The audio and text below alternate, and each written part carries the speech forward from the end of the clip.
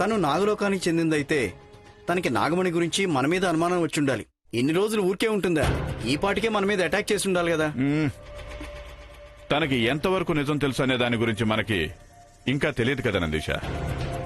నాగలోకం వాళ్ళకి సాంబశివ మీదే డౌట్ వచ్చింది, మన మీద రాలేదు. కానీ ఆ శివాని మన పిల్లలతో ఫ్రెండ్షిప్ చేసి మనతో కలిసిపోవాలని అనుకోవడం చూస్తుంటే అది తన ప్లాన్ ఏమో అనిపిస్తుంది. చచ్చా, అటువంటిదేమీ ఉండదయ్య గారు. ఎందుకంటే పాములకు మళ్ళా ఆలోచించే శక్తి ఉండదు కదా. వాటి పని చూసుకుని అది మాత్రం చేసుకుని వెళ్ళిపోతాయి. అది కూడా అయ్యుండొచ్చు. నేనే ఎక్కువగా ఆలోచిస్తున్నట్టున్నాను. వీటన్నిటికి కూడా ఇప్పుడు ఒకటే ఉపాయం ఉంది. మనందరం అనుకునేది కరెక్టా తప్పా అనేది ముందు తెలుసుకోవాలి. అదేలాయ్ గారు. ఓ పని చేయి, నువ్వు త్రైంబకం గురూజీ దగ్గరికి వెళ్ళు. ఆయనకి ఈ విషయాలని చెప్పు. వీలైతే ఆయన తీసుకునిరా. ఇదే సరిగ్గా ఉంటుందయ్య గారు. సరే, నేను వెళ్ళొస్తాను. జరిగిన దారి గురించి ఆయనకి వివరంగా చెప్పు, సరేనా? సరే గారు.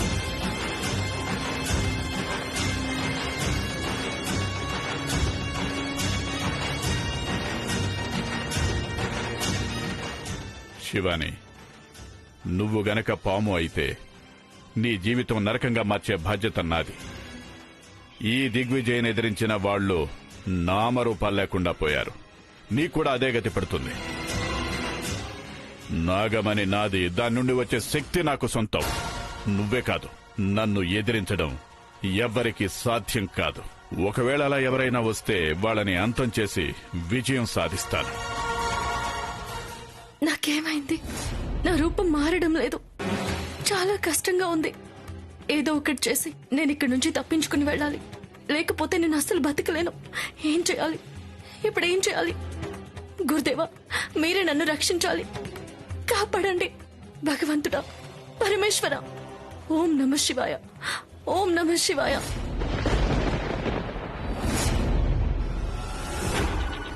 ఏంటి? పాముని బంధించి ఇంటికి తీసుకొచ్చాడా? అవును గురూజీ. ఆ పాముని పట్టుకోవడానికి ఎటువంటి సమస్య రాలేదా? లేదు గురూజీ. అమ్మా కాళీమాత, అంతా నీ దయ, అంతా నీ దయ. అంటే దాని అర్థం దీనివల్ల మనకి ఎటువంటి సమస్య రాదు కదా గురూజీ? ఇలా చూడు, అది బంధించి ఉన్నంత వరకు మీకెటువంటి సమస్య రాదు. నాగమణి ఆశీర్వాదం మీ మీద ఉంటుంది. చిన్నబాబు పట్టి తెచ్చిన పాము నాగలోకానికి చెందిన పాము అయితే ఏం చేయాలి గురూజీ? అందుకని అయ్యగారు మిమ్మల్ని అడిగి రమ్మని చెప్పారు. ఒకవేళ అది ఇష్టాధారి నాగినే అయ్యుంటే కొంచెం జాగ్రత్తగా ఉండటం మంచిది. కానీ ఆ పాము చూడ్డానికి నాగలోకం పాము రంగులోనే ఉంది గురూజీ. పాము రంగు గురించి మీరు కంగారు పడకండి. అది నాగలోకం పామయ్యుంటే గనక అది సామాన్య మనుషుల చేతికి చిక్కడం అసాధ్యం. ఒకవేళ అదే జరిగితే అది చాలా అద్భుతమైన సాధన, అపారమైన ధైర్యంతో కూడుకున్నది. అంతేకాదు మరో విషయం గురూజీ, మాకు ఒక అమ్మాయి మీద అనుమానం ఉంది. అదే శివాని అనే అమ్మాయి. ఆ అమ్మాయి మీద మాకు కొంచెం ముందు నుంచి అనుమానం ఉంది. అది మీకు కూడా తెలుసు గురూజీ. పాము ఎక్కడైతే కనిపించిందో అక్కడ కాసేపు క్రితం ఆ అమ్మాయి ఉందిట. మీ అనుమానం నిజమే అయితే ఒక పెద్ద రహస్యం బయటపడబోతోంది. అవును గురూజీ, ఆ పాముని పట్టి ఇంట్లోనే ఉంచాం. మీరు ఒకసారి వచ్చి ఆ పాముని చూసి మీ అభిప్రాయం చెప్తే బాగుంటుంది. అది కాకుండా చాలా కాలంగా మేము పాములతోనే బతుకుతున్నాం గురూజీ. నాగలోకం వాళ్ళు సాంబశివ గురించి తెలుసుకున్నారు. దానివల్ల ఏమైనా సమస్య వస్తుందేమో అని చాలా భయంగా ఉంది గురూజీ. ఒకసారి వచ్చి చూశారంటే. నేను కాళీమాత ఆరాధనలో ఉన్నాను. ఇప్పుడు నేను రాలేను. మరైతే ఆ పాముని ఏం చేయాలి గురూజీ? పాముని వదలాలన్నా భయమే, ఇంట్లో ఉంచాలన్నా భయమే. ఏదైనా భయంగానే ఉంది. మీ భయం నాకు అర్థమవుతోంది. భద్రా, ఆ నాగబంధాష్టక చూర్ణాన్ని నువ్వెళ్లి తీసుకురా.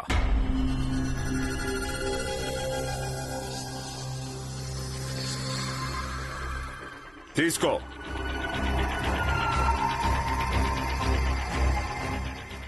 ఈ చూర్ణాన్ని పాము మీద వేయండి. అది మనిషిగా మారింది అంటే అది ఇచ్ఛాదారి నాగిని అని మనకు తెలుస్తుంది. సరే గురూజీ. వెళ్ళిరా, శుభం జరుగుతుంది. నేను మీ అందరినీ జాగ్రత్తగా ఉండమని చెప్పాను. అయినా సరే దిగ్విజయ్ ఇలా చేయడం మంచిది కాదు. నిర్లక్ష్య బుద్ధి ప్రమాదానికి సూచన. జాగ్రత్తగా ఉండండి. ఏదో తెలియక జరిగిపోయింది గురూజీ. ఇక మీదట ఇటువంటి సాహసాలు చేయాల్సిన అవసరం లేదు. అనవసరమైన విషయాలని ఇంట్లో పెట్టుకోవడం మంచిది కాదు. సరే గురూజీ, నేను వెళ్ళొస్తాను. విజయీ భవ.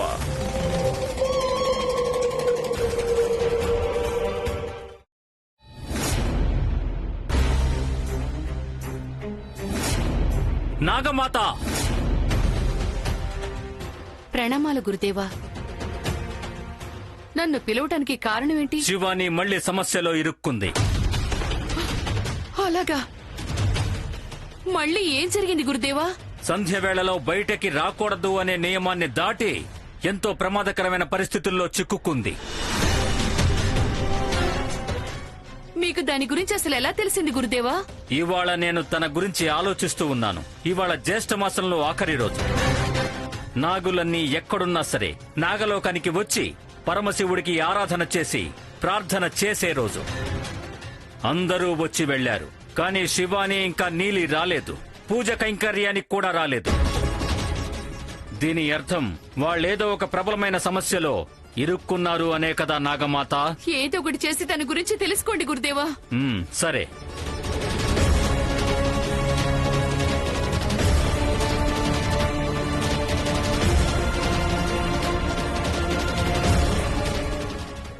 గురుదేవా, మీరే నాకు రక్ష. కాపాడండి. కష్టంగా ఉంది గురుదేవా. నన్ను ఈ కష్టం నుంచి మీరే బయటపడేయాలి. నా అనుమానం నిజమే అయ్యింది. శివాని ఏదో కష్టంలో ఉంది. అదెలా సాధ్యం గురుదేవా? అవును, తను ఏదో సమస్యల్లో ఇరుక్కుంది అనే తన మొర నాకు వినిపిస్తోంది. ఈసారి శివాని తీవ్రమైన దిగ్బంధనంలో చిక్కుకుంది అనిపిస్తోంది. భగవంతుడా, దీని నుండి ఎలా తప్పించుకోవాలి గురుదేవా? తను ఇప్పుడు నాగరూపంలో ఉన్నంత వరకు సమస్య కాస్త తక్కువగానే ఉంటుంది. శివాని ఇప్పుడు ఎక్కడ ఉంది అనేది తెలుసుకోవాలి. అప్పుడే దానికి పరిష్కారం వెతకగలం. ఓం నమః శివాయ.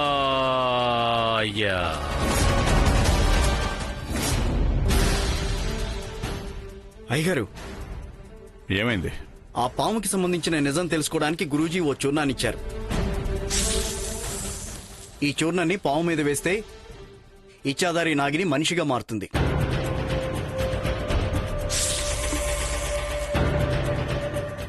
మంచిదైంది. పాము గురించి నిజం తెలుసుకోవడానికి ఇప్పుడు సమయం వచ్చేసింది. అయ్యగారు, ఇంట్లో వాళ్ళకి దీని గురించి తెలిస్తే నిజం ఎప్పటికైనా బయటికి రావాల్సిందే. భయం ఎందుకు?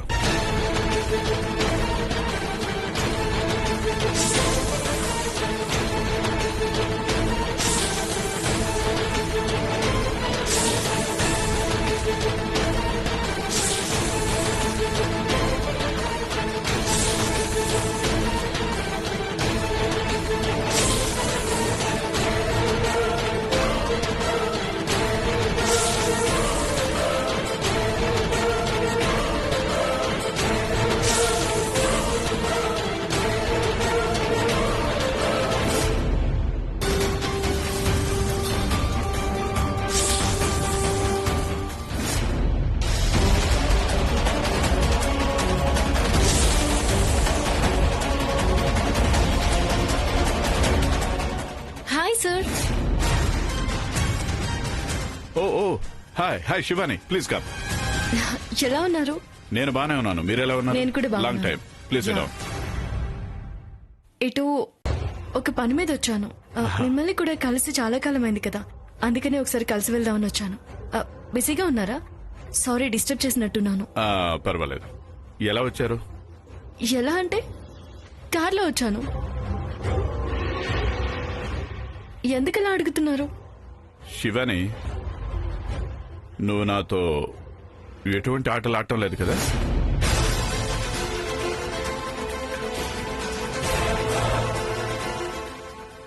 ఆటలాడనా? ఎందుకు సార్ ఇలా అంటున్నారు? నాకు డైరెక్ట్ గా మాట్లాడటం అలవాటు. నీకు తప్పుగా అనిపించినా పర్వాలేదు. నాకు నువ్వు ఇచ్చాదారి పామువేమో అని అనుమానంగా ఉంది.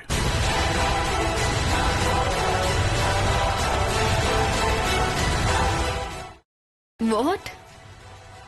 ఏమంటున్నారు? ఇదేదో సినిమా స్టోరీ లాగా ఉంది. మీరు మొదటిసారి మా ఇంటికి వచ్చినప్పుడే మా ఇంట్లో నాగప్రవేశం జరిగింది. మీరు మా ఎస్టేట్ కొనుక్కున్న తర్వాతే ఇలా అంతా జరుగుతోంది. మా గురూజీ కూడా అలాగే చెప్పారు. పూజలు పునస్కారాలు అంటూ నా పని నేను చేసుకుంటున్నాను, ఎవరి జోలికి వెళ్లడం లేదు. అవునవును, మీ ఇంట్లో అప్పుడప్పుడు పూజలు అవి జరుగుతూ ఉన్నాయని మా ఇంట్లో పని వాళ్ళు చెప్పారు. అయినా కూడా ఈ మధ్య ఇంటి చుట్టూ పాములు చాలా ఎక్కువగా కనిపిస్తున్నాయి. ఏవేవో సమస్యలు వస్తున్నాయి. మీరు ఈ ఊరికి రావడానికి ముందు వరకు ఎటువంటి సమస్యలు రాలేదు. మీకు అలా అనిపిస్తుందంటే I'm really sorry sir. But నాకు దీనికి ఎటువంటి సంబంధం లేదు. చూడండి, నేను అబ్రాడ్ నుంచి వచ్చాను. నాకు ఇటువంటి వాటి మీద అసలు నమ్మకమే ఉండదు. బట్ మీ భావాలను నేను గౌరవిస్తున్నాను. నేను ఇక్కడికి వచ్చాకే ఇలా జరుగుతుందని మీరు అంటున్నారు కదా, ఏం చేయమంటారు? శివాని ఆ రోజు త్రిశూల్తో కలిసి వెళ్లారట, మధ్యలో మాయమైపోయారట. తనకి అడవిలో పాము కనిపించింది. మీకోసం మీ ఇంటికి వెళ్లి చూస్తే అక్కడ మీరు లేరు. అసలు ఎందుకు సార్ మీకు నా మీద అంత కన్సర్న్? అది కన్సర్న్ కాదు, అది అనుమానం.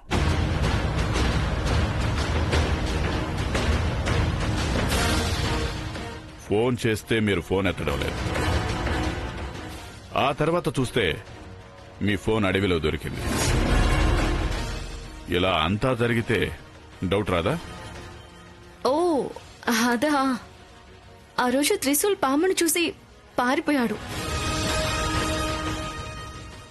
నాకేం చేయాలో అసలు అర్థమే కాలేదు. అందుకని ఇంటికి వెళ్ళిపోయాను.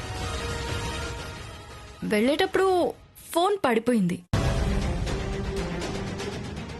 తర్వాత నేను వేరే ప్రాజెక్ట్లో బిజీ అయిపోయాను. అందుకే నాకు ఇంటికి రావడానికి లేట్ అయింది. మీ ఫోన్లో చూస్తే ఇంకా అనుమానం పెరుగుతోంది. ఏంటది? అంత పెద్ద బిజినెస్ ఉమెన్ కాంటాక్ట్ లిస్ట్ లో 4 నెంబర్లే ఉన్నాయి. ఏమంటున్నారు మీరు? నందీశ ఇవ్వు. నీలి, త్రిశూల్, విక్రమ్, ఇదెవరో వీరశూర. ఇంతేనా? అయ్యో, అది నా పర్సనల్ నంబర్ సార్. అది ఓన్లీ పర్సనల్ గా యూజ్ చేసుకుంటాను. ఇదిగో ఇది చూడండి, ఇది నా బిజినెస్ నంబర్. నేను నా పనిని పర్సనల్ లైఫ్ లో మిక్స్ చేసుకోవడానికి ఇష్టపడను. అదే మంచి పద్ధతి కదా? అవునవును. ఓకే. మీరు పాము గురించి బాగా భయపడి ఎక్కువగా ఆలోచిస్తున్నట్టున్నారు కదా సార్, అందుకే టెన్షన్ పడుతున్నారు. ఈ ఊర్లోనే పాములు ఎక్కువ అనుకుంటా. ఇంతకు ముందు మా ఇంటి దగ్గర కూడా పాములు వచ్చాయి. అయినా మీరే కదా చెప్పారు ఇంతకు ముందు అక్కడ పుట్టుండేది, దాన్ని తీసేసి బిల్డింగ్ కట్టారు అని. అది కాకుండా ఈ ఎస్టేట్ లో ఇంతకు ముందు నాగవనం ఏదో ఉందని చెప్తే కూడా నేను అది ఇగ్నోర్ చేశాను. మనం ఊరికే ఉంటే పాములు మనల్ని కూడా ఏమీ చేయవు కదా సార్. ఇప్పటికి కూడా మీకు నా మీద అనుమానం ఉంది అంటే మీరు పరీక్షించుకోవచ్చు.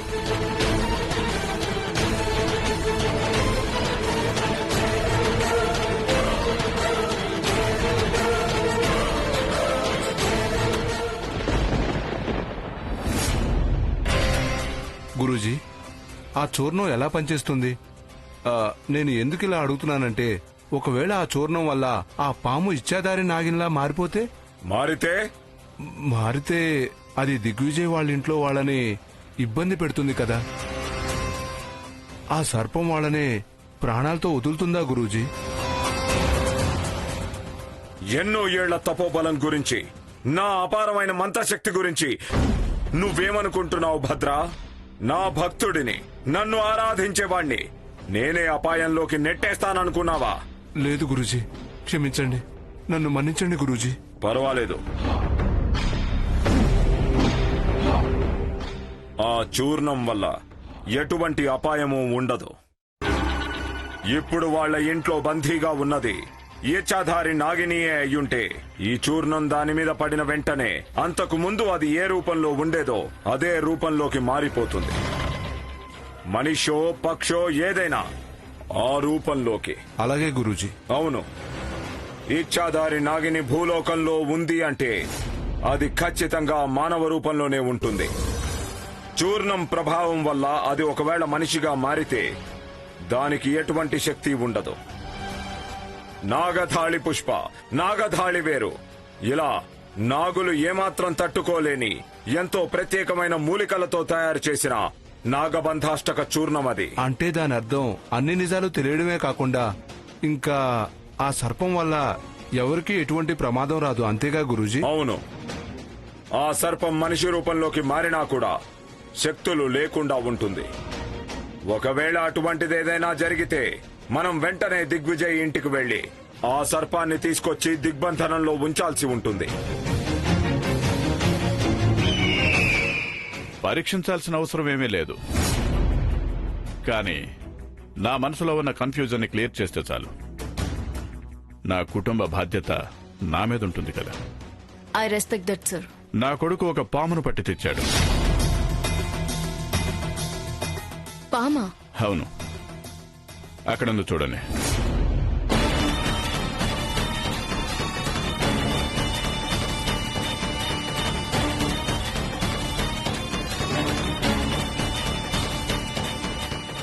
నా అనుమానం అంతటికి అదే కారణం.